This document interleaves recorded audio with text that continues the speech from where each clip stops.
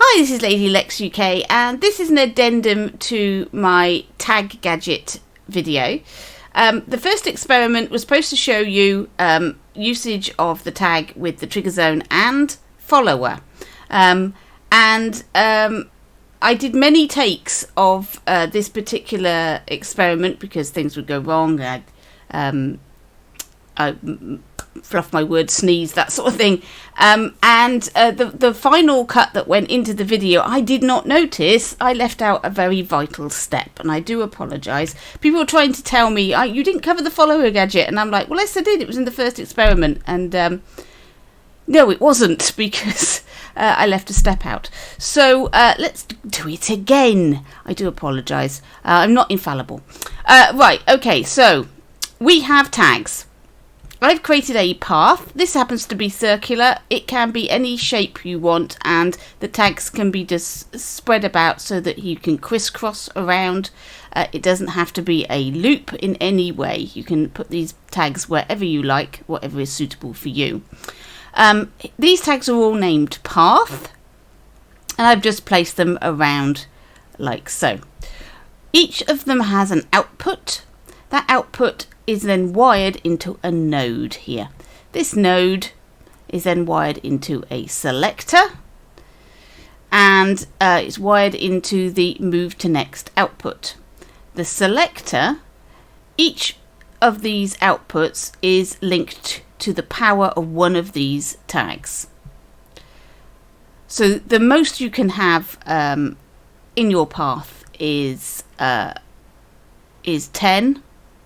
Because that's all the selector will take. So you can only have 10 objects on your path with this method, but it's normally enough to create a decent path for your player.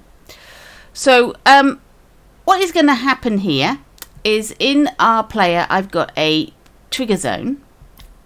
I've tried to put the trigger zone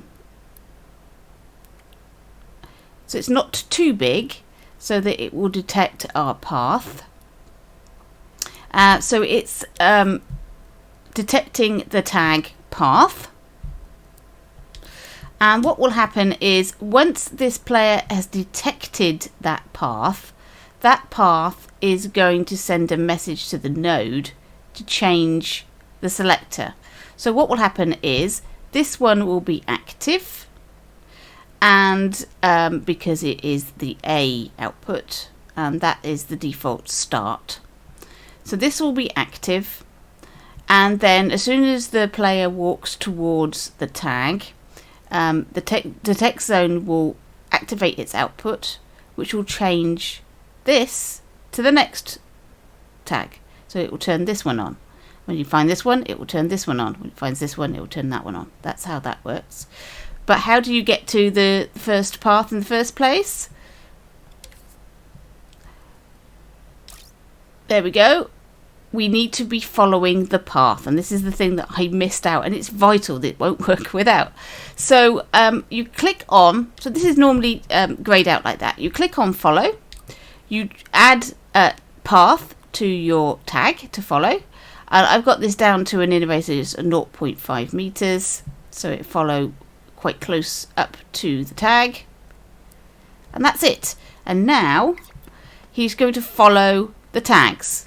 He's following the tags. And I do apologise that I left that vital bit of information out.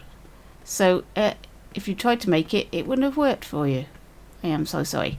Right, there you go. That's it. And that's a simple pathfinding. I am trying to work on a complex pathfinding method. It's not particularly easy. I understand how pathfinding works, but how to get it to work in Dreams is another thing. Right, okay, there you go. There is my addendum. I do apologise again for leaving out something quite so vital. Right, catch you in your dreams.